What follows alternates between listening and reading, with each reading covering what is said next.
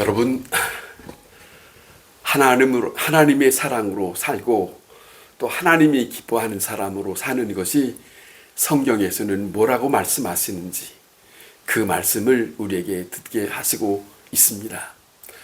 오늘 우리가 다시 한번 이 말씀 속에는 하나님의 사람으로 또 하나님이 기뻐하시는 사람으로 그렇게 살아가는 귀한 말씀이 오늘 또 함께 할 수 있기를 바랍니다. 이사야 10장 15절에 이런 말씀이 있습니다. 도끼가 어찌하여 찍은 자에게는 스스로 자랑하겠으며 톱이 어찌 켜는 자에게 스스로 큰 채 하겠느냐 하는 그런 구절이 있어요. 다시 말하면 이 말씀은 무슨 일이든지 우리에게는 그 도끼를 만든 자에 붙들려서 쓰임받는 것이어야 된다 하는 것을 일깨워주고 있는 이사야 선지자가 전하는 귀한 하나님의 말씀이지 않습니까? 무슨 말씀이냐면 다시 한번 생각하면 도끼를 쓰려는 사람의 손에 붙들려야 한다. 그리고 그 붙들림이 있느냐, 그 붙들림에서 노임을 받느냐, 이 귀한 것은 하나님과 우리 사이에 아주 중요한 부분입니다. 그러지 않습니까? 예수님은 승천하실 때에 감난산에서 많은 사람이 모여있는 가운데 예수님이 아주 귀한 한 말씀을 사도행전 앞에서 우리에게 전해주고 있습니다. 그 말씀은 성령을 기다려라. 성령을 기다리라. 예루살렘을 떠나지 말고 성령을 기다리라. 그 말씀은 아주 중요한 말씀입니다.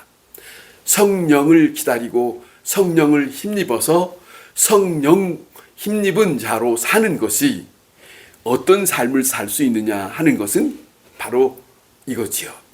그분에 이끌려서 사는 것이다. 하나님의 영을 힘입어서 이끌려 사는 것이다.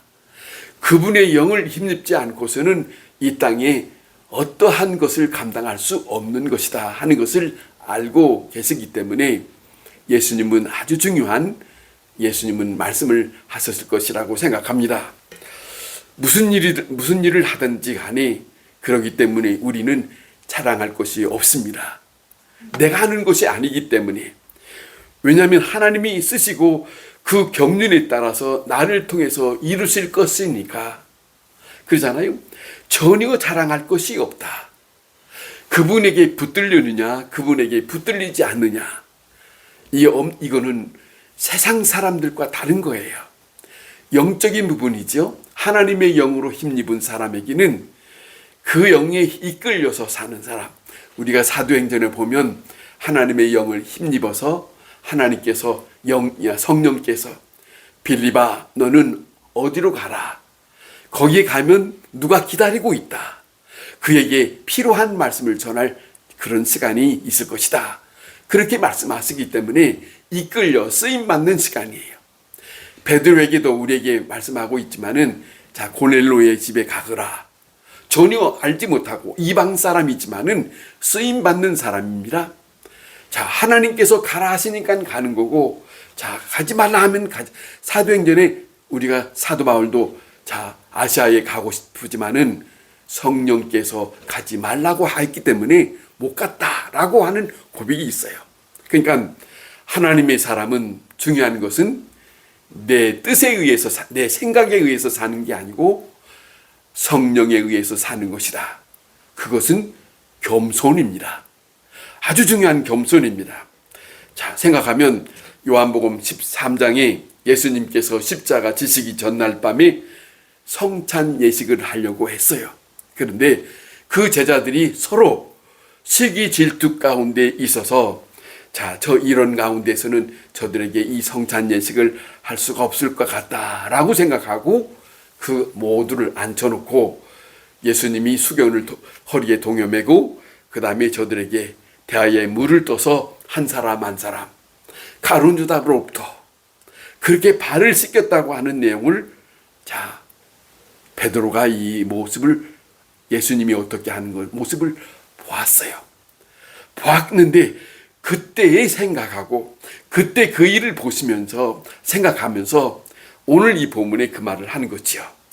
자, 그때의 모습이 예수님을 이렇게 수건을 동여매고 이것이 바로 겸손이다. 그런 거지요. 겸손이다. 오늘 이 본문에 당시에 어렵고 힘든 성도들에게 베드로는 믿음으로 이겨나갈 수 있는 것이 무엇인가? 이겨나갈 수 있는 것은 다른 것이 아니고 겸손이다. 그예요. 자, 쉽게 생각하면 겸손은 저쪽에서 뭐라고 한다 할지라도 나는 뭐라고 하지 않는 거죠.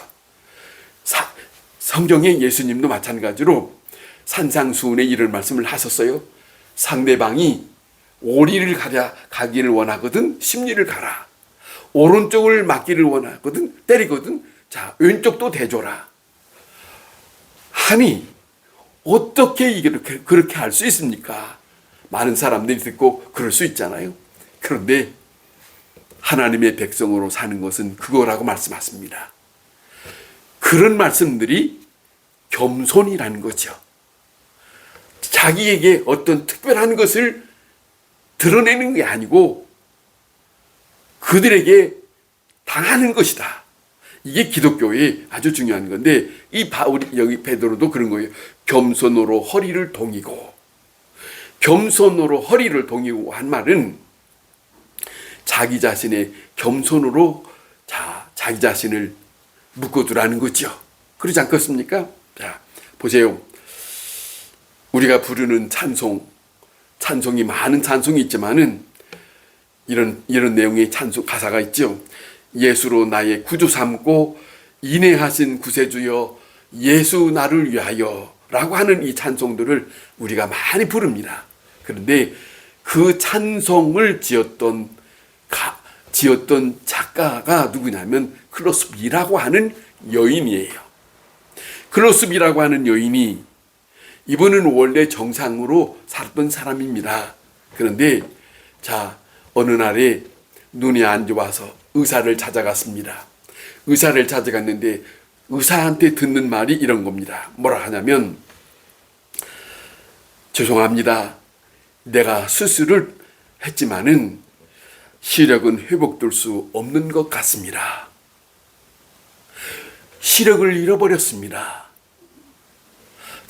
누구나 이 말을 들으면 갑자기 당황하기도 하고 갑자기 긴장하기도 하고 이게 나에게 주어진 이런 일이 있을 수 있는가 그렇게 생각할 수 있지만은 그런데 이 클로스비라고 하는 이 여인은 그 말을 듣는 순간 이런 고백을 했다는 거예요. 하나님이여 나를 장님 만들어 주신 것을 감사합니다. 쉬운 고백이 아니에요. 화려한 세상을 보지 말게 하시고 하나님만 볼 수 있게 해주신 것을 감사합니다. 그렇게 했다는 거예요. 그때부터 이 사람의 마음에는 볼 수 없으니까 그 마음의 생각을 하나님 앞에 두고 작사한 거예요. 곡을 만드는 거예요. 그 곡이 많은 곡이었다는 거죠. 400개의 찬송을 통해서 그리스도인들이 부르는 찬송가에 속하는 그런 내용들이 되었어요. 자기에게 주어진 것은 지난날에 생각하지 않는 어려운 장애가 되었어요. 장애가 되었지만은 장애된 것에 대해서 원망하고 불평하고 하나님 왜 그렇습니까? 왜 나한테 이런 일입니까? 그런 생각하지 아니하고 그 모든 것을 받아들였다는 거죠. 얼마나 중요한 겁니까? 하나님 앞에 그것이 겸손 아닙니까? 그리고 남은 여생을 그렇게 살았다. 이어진 말씀이 얘가 때가 되면이라고 합니다. 때가 되면 베드로가 하는 말입니다. 때가 되면 하나님께서 때를 정하셨어요. 모든 일들이 하나님의 시간이 있고 우리의 시간이 있어요. 그런데 많은 사람들은 하나님의 시간에 맞추려고 하는 것보다는 자기 자신에 맞춰줘서 이렇게 해주셔야 됩니다. 이렇지 않습니까? 왜 시간이 늦습니까? 그러지 않습니까? 그런데 하나님의 시간은 성경에 보시는 대로 서두르시는 일이 없어요. 그런데 사람은 서둘러요. 사람은 당장에 이렇게 이루어지기를 바라지만 하나님은 하나님의 시간 속에 그 시간이 있다는 것을 우리에게 나타내주고 있지 않습니까? 하나님의 시간 속에 하나님의 뜻이 이루어져 가고 있다고 하는 것을 받아들이고 사는 것이 그리스도입니다. 자, 우리의 시간은 하나님의 시간 속에 속해 있다는 것을 우리는 다시 한번 생각해 두고 살아야 할 것이다. 아무리 내 마음이 급하고 아무리 내 마음이 다급하다 할지라도 하나님 앞에 맡기고, 오늘 이 본문에 모든 걸 하나님에 맡기라 하라고 하는 말씀처럼 맡기고, 하나님께서 하나님의 시간대에 어떻게 하시는지 그걸 보면서, 그걸 기다리면서 살아가는 것은 그리스도인의 모습이다. 그것이 겸손이다. 그렇게 말합니다. 하나님이 하시는 일을 우리가 몇 가지로 생각하면 우리가 볼 수 있어요. 생각하면 이런 것입니다. 하나님의 사람들에게 하셨던 일 몇 가지를 보면, 보세요. 아브라함이라는 사람 75세에 하나님을 만나서 하나님으로부터 두 가지의 약속을 듣어요. 아들을 주겠다. 그리고 땅을 주겠다. 그 약속을 그에게 했어요. 땅은 기다릴 수 있지만 75세 노년이니까 자식을 언제 줄까? 올해 주실 건가? 다음에 주실 건가? 한 해 한 해 기다려봤는데 시간이 갈수록 전혀 기미가 없어요. 그런데 25년 후에 아들을 주셨다고 하는 것을 성경에서 우리가 보고 있지 않습니까? 이 아브라함이라는 사람은 창세기 16장에 보면 다급해서 그 아내로 인해서 그 아내의 종을 통해서 하는 방법, 인간적인 방법을 쓰지 않습니까? 그런데 하나님은 그 일을 보시면서 하나님은 참고 기다리면서 아브라함을 13년 후에 불러서 아브라함에게 하나님은 호통을 치잖아요. 내가 누구냐? 내가 누구냐? 아마 그런 것 같아요. 아브라함은 처음 하나님을 만나서 하나님이 어떤 분인지를 모르고 살아가려고 하니까 이런 실수도 있었던 것 같아요. 기다려야 되는데, 그분이 하시는 것을 기다려야 되는데 기다릴 생각하지 않고 내 입장만 생각했던 거 아니겠는가? 그런 입장이지만 하나님은 다시 그를 만나서 그에게 말씀합니다. 내가 내년 이맘때에 17장에 그런 말씀을 주시지 않습니까? 하나님은 다시 확실한 날을 얘기하잖아요. 그런 모습이 있고, 보세요. 또한 그를 높이겠다 하는 말씀이 있는데, 그가 높이시면 높아질 것이고 낮아지면 낮아질 것이다. 이것은 하나님의 권한이 있어요. 하나님의 처사에 달려있기 때문에 우리는 불평할 수가 없어요. 하나님이 높이면 높이는 거고 하나님이 낮추면 낮추는 것이고, 그런 입장에서 사는 거 아닙니까? 우리의 모든 처사는 하나님께 달려있다는 것을 받아들이고, 그리고 내가 내 삶을 너무 서둘러 사는 것이 아니고 하나님이 이끄는 대로 순응하면서 살아가는 것을 우리는 하나님과 함께 발을 맞춰가야 할 것이다. 그런 거죠. 성경에 나타난 인물들을 우리가 또 보면, 이 다윗을 우리가 보면 이렇습니다. 다윗은 이스라엘의 왕입니다. 그런데 지난날에 엄청난 교육과 때문에 나단 선지자를 통해서 하나님의 엄한 말씀을 듣고 난 후에 갑작스럽게 그 아들 압살롬이라고 하는 사람이 자기 아버지를 대항하고 분쟁이 일어났습니다. 분쟁이 일어나고 난 다음에 아버지로서는 그 아들과 싸울 수 없어서 그 궁전을 놔두고 다시 피난길에 나갑니다. 이 일이 언제 이런 마음을 가졌느냐? 엄청난 죄과로 인해서 나단 선지자를 통해서 하나님의 말씀을 들을 때에 그 전에 생각지 않는 이 다윗에게 다른 마음이 있었던 거예요. 모든 일들은 하나님이 다스릴 거다. 그렇기 때문에 그 아들과 대항하지 않았어요. 자, 피난길을 가고 있을 때에 궁전을 비워놓고 피난길을 가고 있을 때에 전혀 생각지 않는 시므이라고 하는 사람을 만나지 않습니까? 돌을 던지지요, 저주를 하지요. 옆에 있는 신하는 명령만 하시오, 저자의 목을 베겠습니다라고 말하지만은 이 다윗이라고 하는 사람은 전혀 그렇지 않습니다. 그 신하에게 이를 말합니다. 하나님이 다윗을 저주하라고 글을 쓰셨다면은 하나님을 대항하는 것이 되지 않겠느냐. 생각이 달라졌어요. 자, 하나님이 명예를 회복시켜 주실 때까지 나는 기다릴 것이다. 자, 그런 마음으로 그를 손대지 않고 피난길을 떠나갑니다. 자, 그는 언제나 하나님 앞에 자신을 생각합니다. 내가 서두르지 아니하고 이제는 모든 것을 다 하나하나 되어지는 것을 내 생각대로 생각하지 아니하고 하나님의 입장에서 하나님이 허락하신 일인가 보다라고 받아들이는 그 마음, 그것을 우리는 성경에서 다윗의 삶 속에서 볼 수 있습니다. 자, 그 다음에 모세를 보면 민수기 12장이 모세의 실수로 인해서 그의 형도 비난하고 그의 누나 미디암도 비난하고 아주 그렇습니다. 그러니까 자, 많은 사람이 비방하고 있는데 자, 아무리 원망을 한다 할지라도 자, 아무리 이런 말 저런 말 듣는다 할지라도 사람이기 때문에 기분 상할 수 있어서 대항할 수 있는데 모세는 참았습니다. 참고 참는 것을 하나님이 보셨습니다. 그 참고 참는 것을 보시는 것을 보고 하나님이 말씀합니다.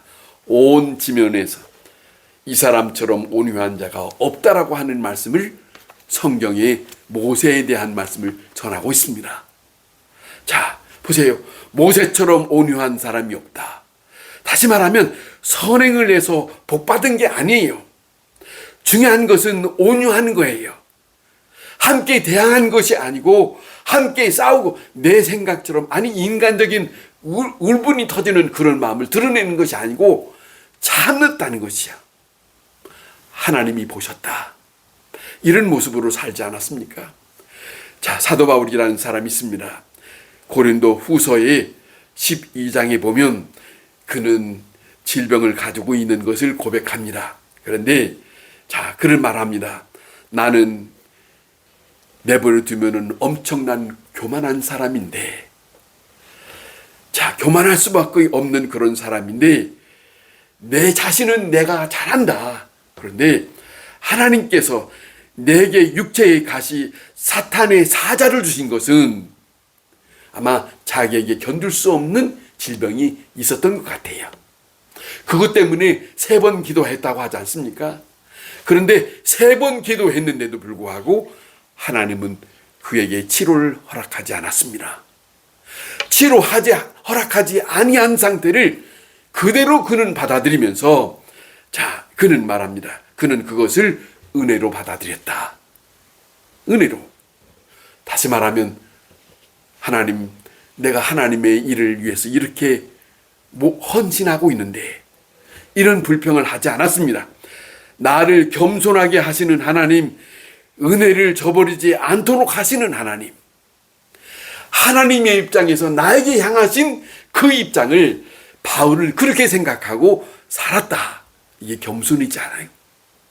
모든 삶을 내 생각대로 생각하는 게 아니고 저어두고 믿음의 선조들의 삶을 보면 이걸 하나님은 원하셨던 것 같습니다. 여러분, 우리가 살면 이런 일도 있고 저런 일도 있습니다. 살다 보면 그런데 이런 일도 있어도 감사하고 저런 일도 있어도 감사하고 자, 내가 지금 알지 못하지만은 일이 있게 된 것이 바로 하나님께서 나에게 허락하신 것이다라고 다윗과 같이, 그리고 지켜보면서 바라보면서, 그리고 하나님이 어떻게 하실 건가라고 기다리면서 그렇게 살아간다면 하나님께서 내게 필요해서 허락하신 일이라고 하는 것을 받아들이고 그렇게 사는 사람에게 그 사람이 복 있는 사람이다, 그거예요. 복 있는 사람이란 말은 특별한 게 아닙니다. 내가 기도해서 어떤 걸 응답받는 것만이 아니고, 중요한 것은 여기 오늘 이 베드로가 전하는 것은 이거죠. 우리의 삶 가운데 겸손이 필요하다. 내가 생각하는 것을 드러내는 것이 아니고 하나님 편에서 내가 어떻게 살아야 할 건가, 그것을 조정해 가면서 사는 것은 하나님의 영을 힘입어야 합니다. 그렇지 않습니까? 예수님은 이렇게 말씀하는 걸 우리가 알고 있어요. 마태복음 20장 18절에 예수님이 오신 목적, 다시 말하면 예수님의 삶의 그 모습이, 그 삶의 모든 것을 보여주는 아주 단적인 말씀이 있어요. 20장 28절, 우리가 다 알고 있는 말씀이에요. 인자는 섬김을 받으러 함이 아니라 섬기려 하고 대속물로 주려고 왔다. 오로지 섬기려고 왔다. 보세요. 섬김을 받는 사람은 모든 삶에 여러 가지가 복잡한 일로 힘들어요. 그러나 섬기는 사람, 종된 입장에서는 낮아진 입장이니까 이래도 그만 저래도 그만이에요. 받아들일 수 있어요.